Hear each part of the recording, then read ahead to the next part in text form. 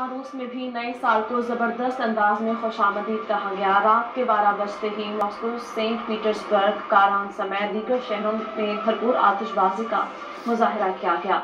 नए साल की आमद के मौके पर मॉस्को शहर को दुल्हन की तरह सजाया गया।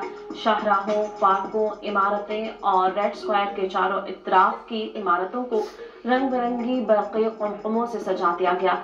रेड स्क्वायर पर हस्बी रिवायत नए साल का योलका ट्री भी लगाया गया।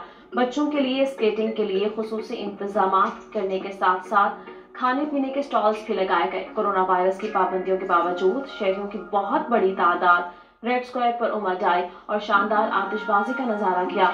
रूसी सदर ने नए साल के लिए नेक तमन्नाओं का इजहार करते हुए अवाम को मुबारकबाद पेश की है।